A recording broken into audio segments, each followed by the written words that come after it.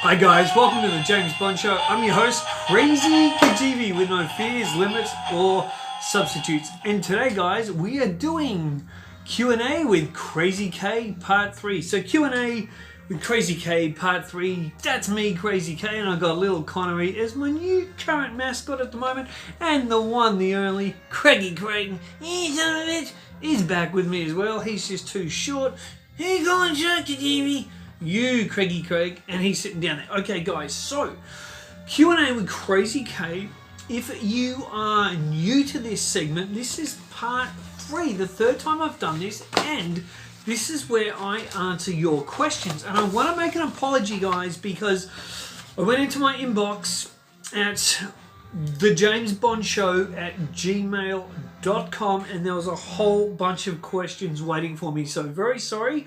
But I'm finally getting around to most of the questions. Now, I will put the email address in the description section. So if you want your questions answered, I'm going to do them weekly from now on, I promise. So send your questions to thejamesbondshow@gmail.com. And more, Krazy K will get back to you. Guys, I want to thank you all so much for watching my film review series. I've just finished them off recently, all the Bond films.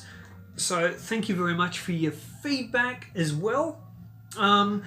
Also, my feminism video that I just did recently, if you haven't caught it, check it out. Just remember, guys, I love Bond, I love James Bond, and we've got to protect this guy. We've got to protect what Salty and the Cubster put on screen from 62 to 74 respectively, to 72 or 62 to 89 Cubster, and we've got to protect that and love that. So let's get into your questions.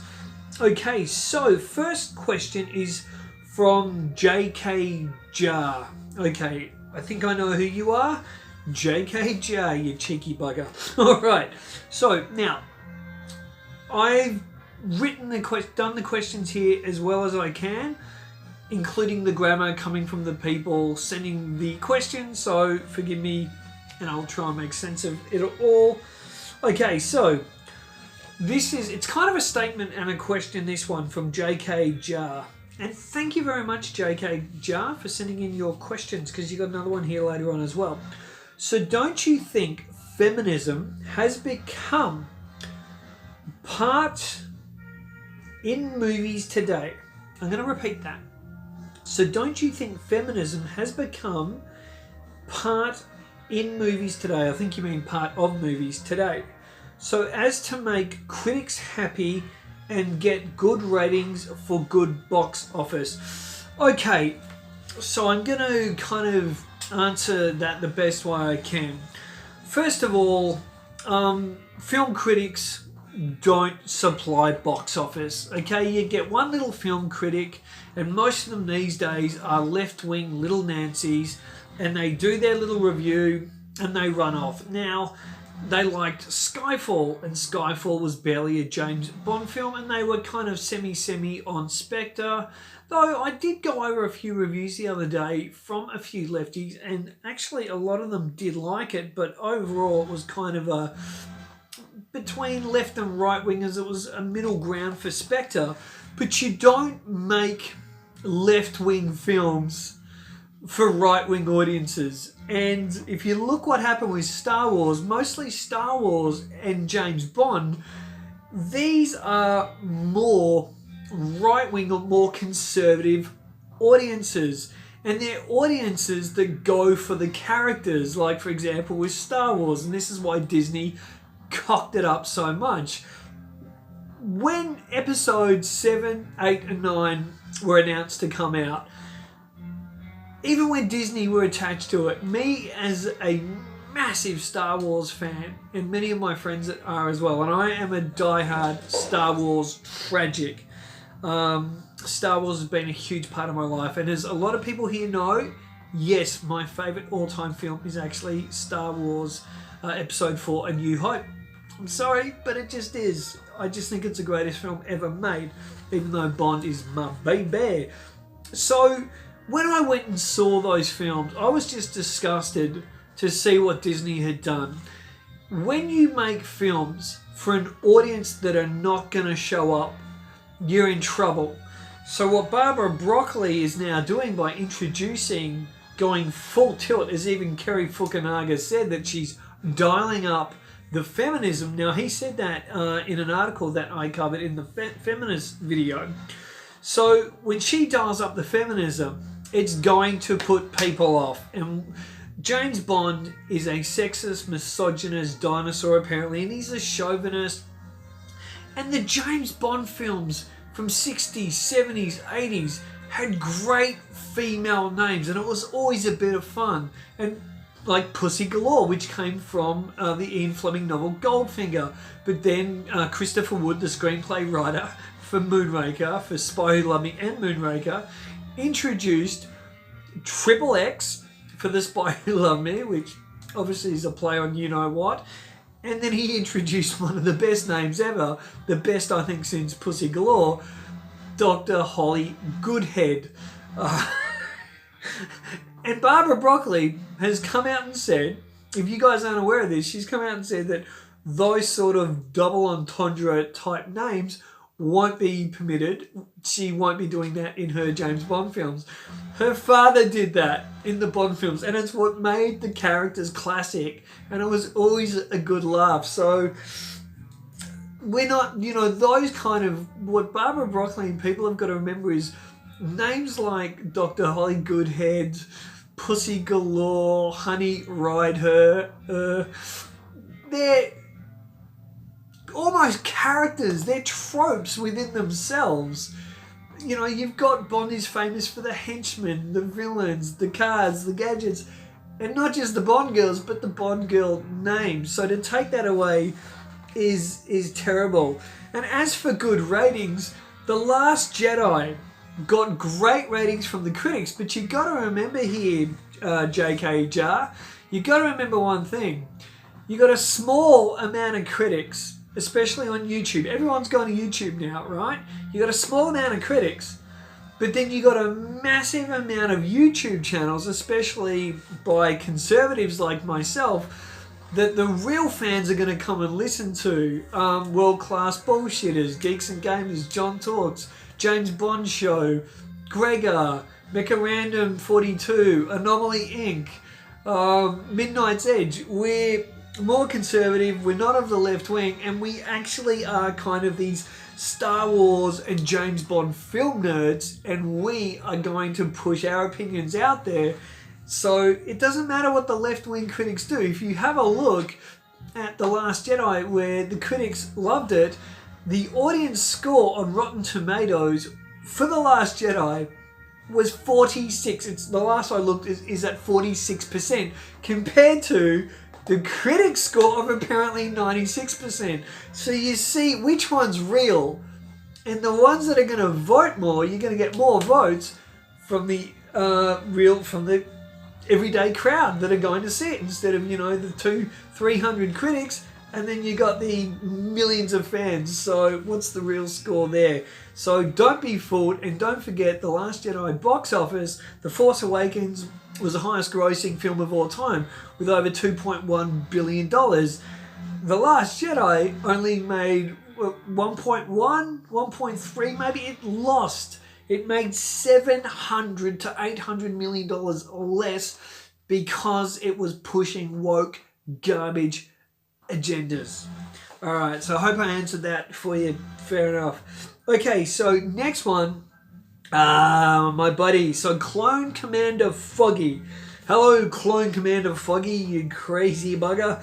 Okay, so he's got two questions here for me. Krazy Kajeevie, what is your favourite Bond song? Now, when I saw this question come through, I was really not sure if I should answer this, because I haven't done my favourite Bond song video yet. So I'm going to kind of answer and kind of not answer. I'm not going to answer with an official opening Bond song like at the start of the film in the credits. So I will give you a non-start, main theme. So my all-time favourite as far as non-main themes is If There Was a Man by The Pretenders from The Living Daylights. that just shows you, and hello ladies, that Krazy Kajeevie is actually a romantic at heart and a bit of a smoothie, and I love that song, and I think Chrissy Hines, both lyrics and her voice on that song is incredible. So If There Was a Man, and the other one right in behind it, just, oh, it's hard to separate them, I just love it, is the song that we all know should have been the real song for Tomorrow Never Dies by KD Lang, called Surrender. And it also actually says Tomorrow Never Dies in the title, or in that song as well, so that should have been the song. Love that one as well. Okay, so your second question, who is your favourite Bond girl? Oh man, you're busting my chops here. Okay, again, I'm not going to give you a main Bond girl because I want to say that for my review, you sneaky dog. So what I will give you is, I'll give you a bit part girl who's my favourite. So she's not a first tier or second tier type of thing. She's in a Bond film, and I just think this chick is hot. She's the hottest thing. She's so gorgeous. Her complexion is incredible, and she's sweet, smooth, and sexy for the time she's in Moonraker. And it is Manuela, stationed over in Brazil. I got a thing for Brazilian women. What can I say? So Manuela is my favourite non-Bond main chickie. So there you go. Okay. Thank you very much for your questions too, Clone Commander. Fuck it! I don't know why I just gave you Hitler's salute, but I did. Okay, guys, let's go to Fred Milleron. Oh, Fred Milleron! My man. From Nashville, I think you are, boy. I know you, boy. Okay, Fred is a fantastic guy and a friend of mine on Facebook. Even though, by the way, guys, and any fans of the show out there that are members on, or friends with me on Facebook, and members at our Facebook page, if you haven't joined it yet, it is James Bond Real Fans, as well as Australia's biggest James Bond fan. That's my personal page. And then there's the James Bond Collectors page as well. And don't forget the James Bond Show is on Facebook as well. But guys, I haven't been on Facebook for ages because I'm just taking a 4-week sabbatical. It's just something I decided to do. I want to read and study my Bible more. I'm doing lots of work. I'm doing lots of work and stuff around my home as well. And I've actually got a few days off work, which is fantastic. So using up a bit of annual leave to take a day or two off. So here you go. But Fred, hello. I will be back on Facebook pretty soon. We'll see how we go. I'm enjoying my time away from social media, except I can't get away from YouTube. I like it too much. Okay, so question 1. How many years has it taken you to get your incredible 007 collection to where it is right now? Well, first of all, thank you very much for the lovely compliment that you said it's an incredible 007 collection. Thank you so much. Okay, so this answer, I've answered this with a few people, and this shocks people. And this is why I have said and claimed to have at one stage, the world's fastest growing 007 collection, because there's no doubt that I did. So I started collecting bits and pieces from when I was 13, 14. Like the little Corgi Acrostar jump jet. I had that when I was about 14. Posters, back when License to Kill came out in 1989, I had original posters. I used to collect the records. I used to collect little Corgi toys. But I lost a lot of that stuff over the years. So it was actually in 2000, only 5 years ago, 2015, when I decided, okay, I'm going to go hardcore. I'm going to get the things back that I had as a kid and a teenager, etc., and that I lost. And I'm just going to go hardcore with Bond collecting. And anyone that knows me knows I don't do anything half-assed. Once I start something, I do it and I go crazy with it. And yeah, I would have, I don't know, maybe in the top 15 biggest Bond collections in the world. And that's basically in 5 years. I've built this up in 5 years because I've worked my tail off for it. And even though I was going to quit Bond collecting and I was going to stop collecting, another beautiful little piece actually arrived today. And it is a Roger Moore For Your Eyes Only model. Now, this must have come out not in 1981 when For Your Eyes Only did. It must have come out a bit after, because there is an image, and I believe it's a Chinese model, there is an image of Roger Moore from Octopussy as well. So this is really, really cool, and it arrived today. I'm going to open it up for you guys. Okay, and there's all the instructions. Looks like Chinese to me. Instructions, bit of padding, and kind of what resin, plastic model resin. There's the model there. If anyone else has one, let us know in the comments below. James Bond's face is there. Whee! Alright, so that is that, and I just thought I'd show you guys that. That's a little piece that arrived today. I will pack that away later. Okay, so I hope that answers your question, buddy boy. Okay, so question number 2 from Fred. Who do you think the actor will be to replace Daniel Craig in Bond 26, and how soon will the film be?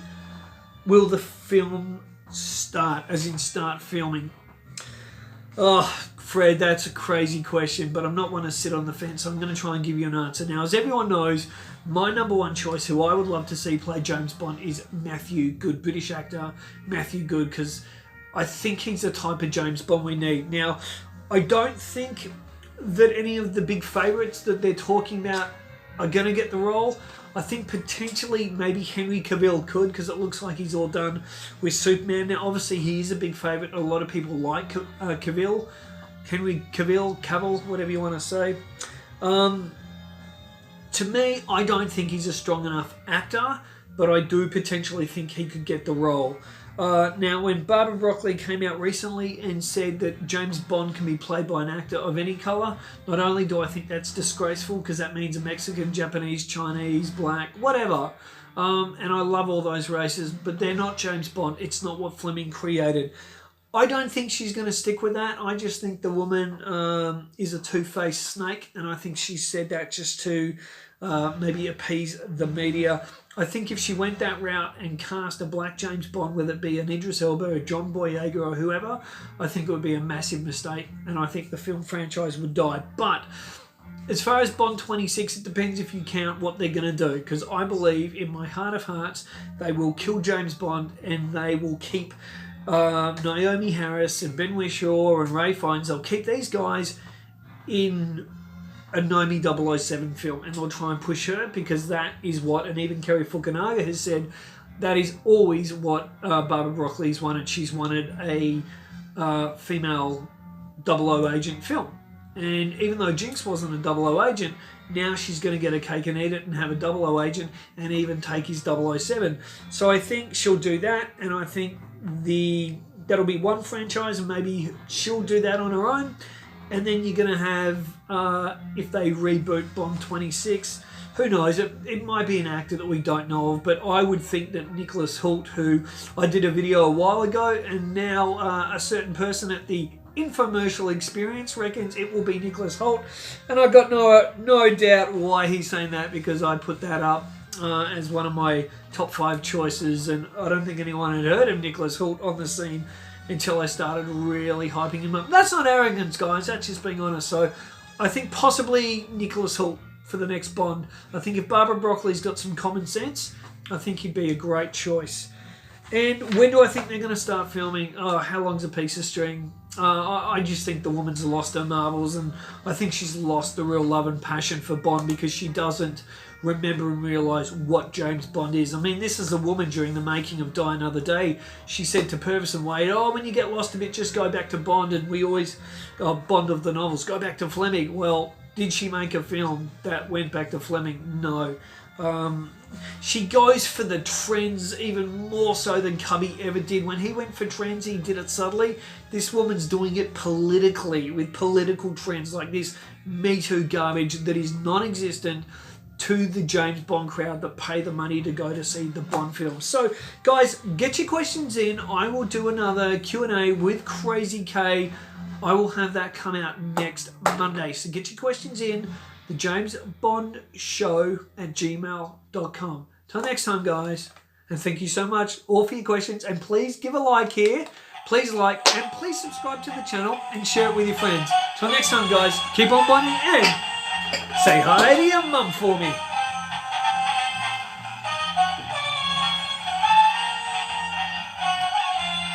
今晚起床一起 Torchy! What was that, Waylin?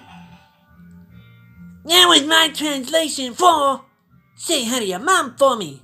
Huh.